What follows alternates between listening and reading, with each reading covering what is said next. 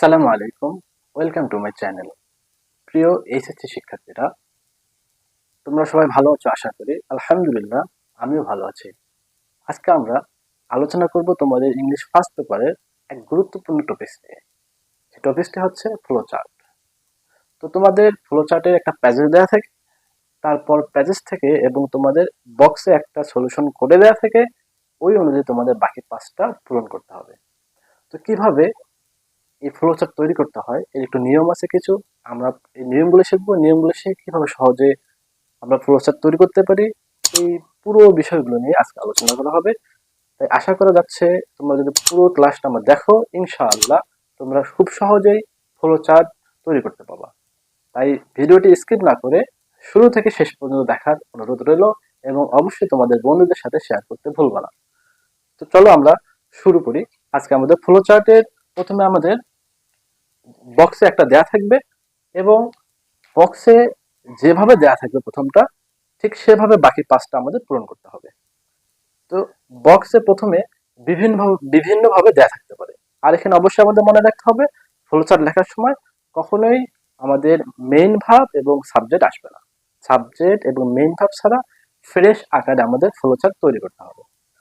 আমাদের বক্স একটা দেয়া থাকবে, বক্সে এভাবে দেয়া থাকতে পারে, ভার্ব এর সাথে আইএনজি, এরপর নাউন বা নাউন ফ্রেশ। যদি প্রথমটা আমাদের ভার্বের সাথে আইএনজি থাকে, তাহলে বাকি যে পাঁচটা আমাদের লিখতে হবে অবশ্যই তার শুরুটা হবে ভার্বের সাথে আইএনজি দ্বারা।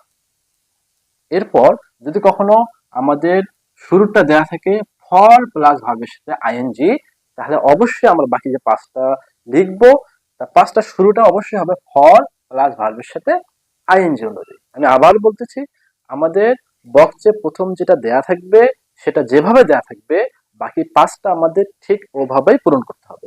যদি আমাদের প্রথমটা ভার্বের সাথে আইএনজি দেয়া থাকে, তাহলে বাকি পাঁচটা যে আমরা লিখবো, এই বাকি পাঁচটা আমাদের ভার্বের সাথে আইএনজি আকারে লিখতে হবে।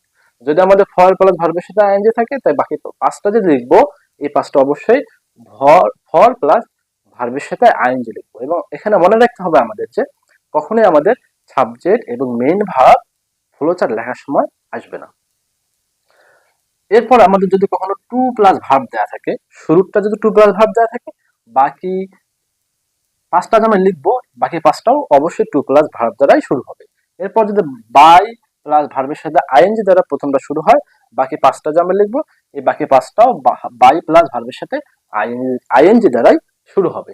এরপর কখনো কখনো আমাদের নাউন বা নাউন ফ্রেশ দ্বারা থাকে, তখন আমরা বাকি পাঁচটা নাউন বা নাউন ফ্রেশ দ্বারাই লিখবো আমরা।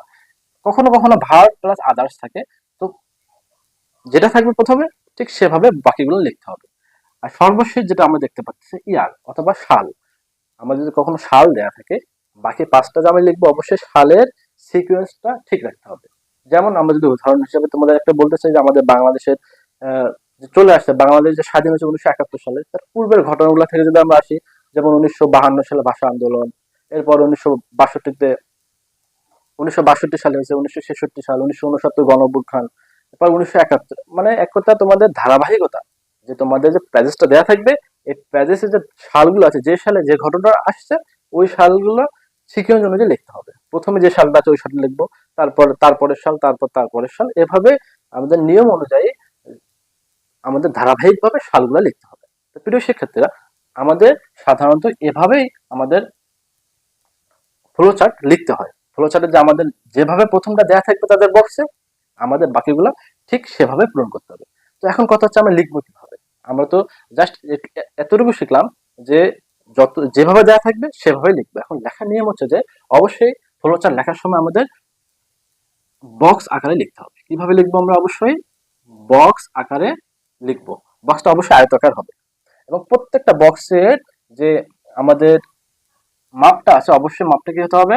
সমান হতে হবে। ফ্লো চার্ট লেখার সময় এখানে আমরা 1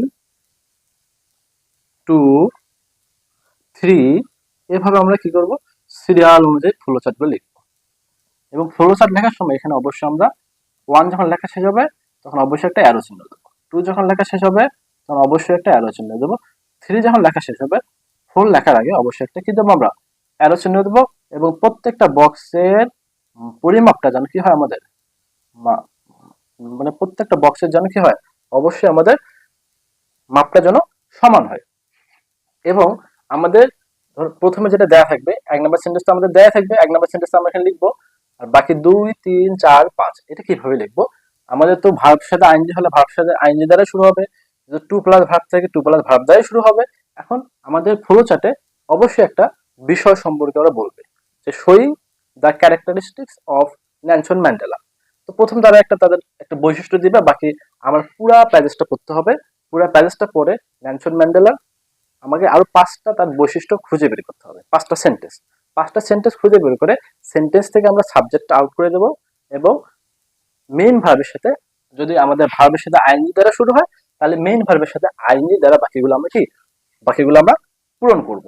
তাহলে আমি আবার বলতেছি, যদি আমাদের তারা যেভাবে বলবে, তারা যেভাবে আমাদের প্রথমে সেন্টেন্সটাতে বলবে ওই বৈশিষ্ট্য অনুযায়ী ওই বৈশিষ্ট্যের 5টা বাক্য প্যাসেজ থেকে আমরা খুঁজে বের করবো। প্রথমে 5টা বাক্য খুঁজে বের করার পর বাক্য থেকে আমাদের তারা প্রথমে যে ভাবে আমাদের দিবে, যদি ফর প্লাস ভার্বের সাথে আইএনজি দ্বারা তাদের বাক্যটা শুরু হয়, যেটা বক্সে দেওয়া থাকবে 1 নম্বর বক্সে যেটা তাদের দেওয়া থাকবে, যদি টু প্লাস ভার্ব দ্বারা শুরু হয়, আমরা 5টা ওই রিলেটেড 5টা বাক্য প্যাসেজ থেকে খুঁজে বের করবো। 5টা বাক্য খুঁজে বের করে সেখান থেকে সাবজেক্টটা আমরা বাদ দিয়ে দেবো। সাবজেক্টটা বাদ দিয়ে টু প্লাস ভার্ব লিখলে আমাদের হয়ে যাবে। এভাবে আমরা যদি 5টা সেন্টেন্স লিখতে পারি তাহলে আমাদের কি ফ্লোচার্ট হয়ে যাবে। আর ফ্লোচার্ট লেখার পর অবশ্যই আমাদের যখন আমরা সেন্টেন্সটা ফ্রেশটা লিখবো, ফ্রেশ আকারে তো সবসময় ফ্লোচার্ট হয়, যখন ফ্রেশ লিখবো এরপর কখনোই আমরা ফুল স্টপ ইউজ করব না। এটা অনেকেই ভুল করে যে আমরা একটা সেন্টেন্স শেষ করলাম আমি এখন ফুল স্টপ ব্যবহার করি, কিন্তু আমি যখন সেন্টেন্সই লিখি না, আমি লিখছি ফ্রেশ আকারে। কারণ verb plus ING, for plus ভার্বের সাথে আইএনজি, টু প্লাস ভার্ব এগুলো সব ফ্রেশ আকারে লেখা, এগুলো সেন্টেন্স না। তাহলে আমরা কি খেয়াল রাখবো, এখানে 1, 2, 3, 4, 5 এভাবে লিখবো। অবশ্যই বক্সটা আয়তাকার হবে, এখানে অ্যারো চিহ্ন দেবো। এবং এরপর কখনোই আমরা কি ব্যবহার করবো না, কখনোই আমরা ফুল স্টপ ব্যবহার করব না। এবং আমাদের যে সর্বশেষ যেখানে আমি 7 নম্বর পয়েন্টে দেখিয়েছি, এখানে ইয়ার বা সাল দেয়া আছে। যদি কখনো সাল আকারে দেয়া থাকে অবশ্যই আমরা প্যাসেজ থেকে সালগুলো ধারাবাহিকভাবে সালগুলো লিখবো। প্রথমে একদম প্রথম সাল, 2 নম্বরে শেষ সাল, 3 নম্বরে মাঝখানের সাল, এভাবে লিখলে কিন্তু আমাদের হবে না। আমাদের অবশ্যই যে সালের যে আমাদের ধারাবাহিকতা আছে এই ধারাবাহিকতাটা আমরা অবশ্যই মেনটেন করবো। তো প্রিয় শিক্ষার্থীরা, আমাদের ফ্লোচার্ট লেখার এই হচ্ছে আমাদের একদম কমন বিষয়গুলো। এই বিষয়গুলো আমরা অবশ্যই মাথায় রেখে যদি আমরা ফ্লোচার্ট তৈরি করতে পারি তো ইনশাল্লাহ আমরা ফুল মার্ক পেয়ে যাবো ইনশাল্লাহ। এখন চলো আমরা এখন সরাসরি একটা প্যাসেজ থেকে কিভাবে ফ্লোচার্ট তৈরি করা হয় সেই বিষয়টা আমরা দেখব। প্রিয় শিক্ষার্থীরা, এখন আমরা দেখব কিভাবে আমরা খুব সহজে একটা প্যাসেজ থেকে ফ্লোচার্ট তৈরি করতে পাবো। এখানে আমরা স্ক্রিনে দেখতে পাচ্ছি দেয়া আছে, read the following text and make a flowchart showing the situation of adolescent girls in Bangladesh. One is done for you. এখানে আমাদের ইম্পর্টেন্ট কথাটা হচ্ছে showing the situation of adolescent girls in Bangladesh. বাংলাদেশে অ্যাডোলসেন্ট গার্লসের যে অবস্থা, এই অবস্থাগুলো আমাদের এখন ফ্লোচার্টের মাধ্যমে দেখাইতে হবে। এখানে আমাদের জন্য একটা করে দেওয়া আছে।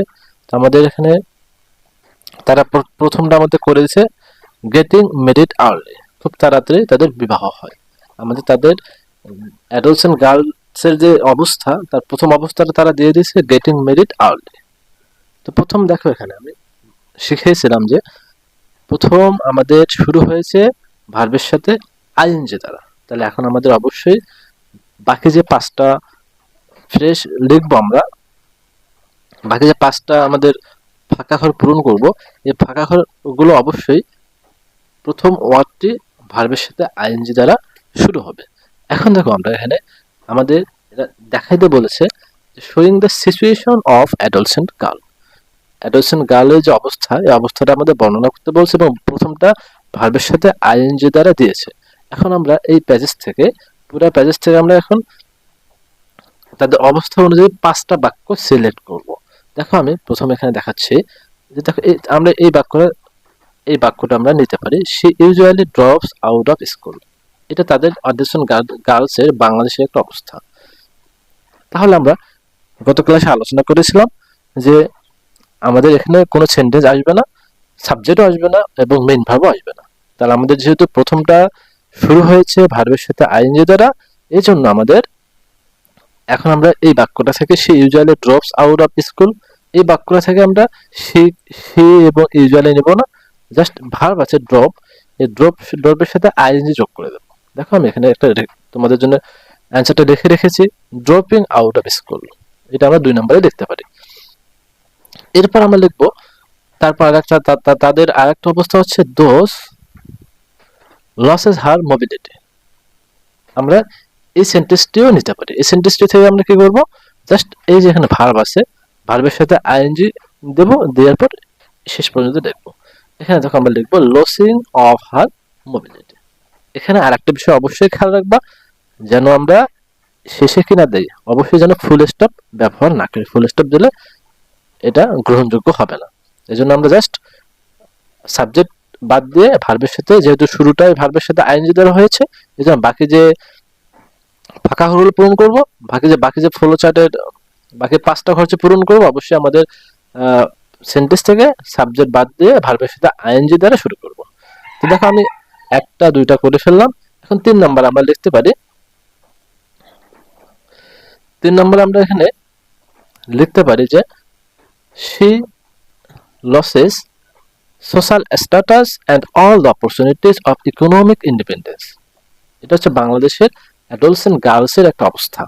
তো এই পুরো বাক্যটা থেকে আমরা সাবজেক্টটা সরাই দেবো। সাবজেক্টটা সরাই দেওয়ার পর আমাদের বাকি থাকতেছে losses losses social status and all of the opportunities of economic independence. এখান থেকে আমরা যেহেতু ভার্বের সাথে আইএনজি দ্বারা শুরু হয়েছে, এই লসেস শব্দটা একটা ভার্ব, এই লসের সাথে আমরা কি করবো, আইএনজি যুক্ত করে বাকিটা লিখবো, losing of social status and all the opportunities of independence. এরপর আমরা লিখতে পারি, এই বাক্যটা আমরা গ্রহণ করতে পারি, she becomes vulnerable of to all sorts of abuses including dowry related violence। এই সেন্টেন্সটা আমরা সিলেক্ট করলাম। কেন সিলেক্ট করলাম? কারণ এই সেন্টেন্সটা হচ্ছে বাংলাদেশে অ্যাডোলসেন্ট গার্লসের একটা অবস্থা, তারা এই পরিস্থিতির মাধ্যমে তাদের জীবন অতিবাহিত করে। তো এই বাক্য থেকে আমরা কি করতে পারি, এই বাক্য থেকে আমরা সাবজেক্টটা গ্রহণ করব না, সাবজেক্টটা বাদ দেবো। এখন এই বিকামস, এটা ভার্ব, এই ভার্বের সাথে আইএনজি যুক্ত করে শেষ পর্যন্ত লিখলেই আমাদের হয়ে যাবে। দেখো, becoming vulnerable to all sorts of abuses including dowry related violence. দেখো আমরা খুব সহজেই 5টা করে ফেললাম। লাস্ট ওয়ান আমরা লিখতে পারি। লাস্ট ওয়ান দেখো আমরা লাস্ট, দেখো আমরা এই বাক্যটা গ্রহণ করতে পারি, an adolescent bride even if her in-laws are supportive faces enormous health risk during pregnancy। দেখো আমরা এই যে পুরো বাক্যটা আছে, বাক্যটা থেকে আমরা দেখো এখানে faces enormous health risk during pregnancy, আমরা এখানে খুব সহজে দেখতে পারি faces আছে, facing health hazard during pregnancy। দেখো এখানে আমাদের কি ছিল, এখানে আমাদের ছিল faces ছিল, এটা ভার্ব, ভার্বের সাথে আমরা আইএনজি যুক্ত করে শেষ পর্যন্ত এতটুকু লিখলে আমাদেরকে হয়ে যাবে। প্রিয় শিক্ষার্থীরা, আমি আবার বলতেছি, আমাদের প্রথম যে প্রথম যে সমাধানটা দেওয়া থাকবে, প্রথম সমাধানটা আমাদের এখানে ভার্বের সাথে আইএনজি ছিল। এই জন্য দেখো আমি প্রত্যেকটা অ্যান্সার শুরুটাই ভার্বের সাথে আইএনজি দ্বারা শুরু করেছি, এবং প্রথমে এখানে যে অবস্থাটা বলছে যে showing the situation of adolescent girl in Bangladesh, এই সম্পর্কিত আমি এখান থেকে 5টা বাক্য প্রথমে সিলেক্ট করেছি এই পুরো পেজ থেকে। বাক্য সিলেক্ট করে এখান থেকে সাবজেক্টটা বাদ দিয়ে জাস্ট ভার্বের সাথে আইএনজি দ্বারা শুরু করে বাকি 5টা আমি কি করছি, পূরণ করছি। এবং দেখো আমি শেষে একটার শেষে কি দেয় নাই, একটার শেষে আমাদের অবশ্যই কি হবে না, ফুল স্টপ হবে না, এবং এই তীর চিহ্ন দ্বারা প্রত্যেকটা মানে একটা ঘর পূরণ হলে বাকিটা লেখার সময় অবশ্যই তীর চিহ্ন দিয়ে পরবর্তীটা আমরা লিখবো, এবং প্রত্যেকটা ঘর আয়তাকার হবে, এবং শুরুতে 1 2 3 4 এগুলো লিখতে হবে। এখানে আমি অবশ্যই এখানে লিখিনি, তোমরা অবশ্যই কি করবা, এই বক্সের শুরুতে 1 লিখবা, এই বক্সের শুরুতে 2 লিখবা, এই বক্সের শুরুতে 3 লিখবা, অনুরূপভাবে এই বক্সের শুরুতে 4 লিখবা, এই বক্সের শুরুতে 5 লিখবা, এবং এই বক্সের শুরুতে কি লিখবা, 6 লিখবা। তো এভাবে যদি তোমরা ফ্লোচার্ট তৈরি করতে পারো, খুব সহজে তোমরা 5-এ 5 পাবা। তো প্রিয় শিক্ষার্থীরা, আশা করি তোমাদের ভিডিওটা অনেক ভালো লেগেছে। শুরু থেকে শেষ পর্যন্ত আমার এই ভিডিওটি দেখার জন্য তোমাদের অসংখ্য অসংখ্য ধন্যবাদ। যারা আমার ফেসবুক পেজ থেকে এই ভিডিওটি দেখতেছো অবশ্যই আমার পেজটাকে ফলো করে দেবা, এবং যারা আমার ইউটিউব চ্যানেল থেকে দেখতেছো অবশ্যই চ্যানেলটি সাবস্ক্রাইব করে দেবা, এবং তোমাদের বন্ধুদের সাথে অবশ্যই শেয়ার করতে ভুলবা না। দেখা হবে অন্য কোনো ভিডিও। সে পর্যন্ত আল্লাহ তাআলা আমাদের সবাইকে সুস্থ রাখুক। আসসালামু আলাইকুম।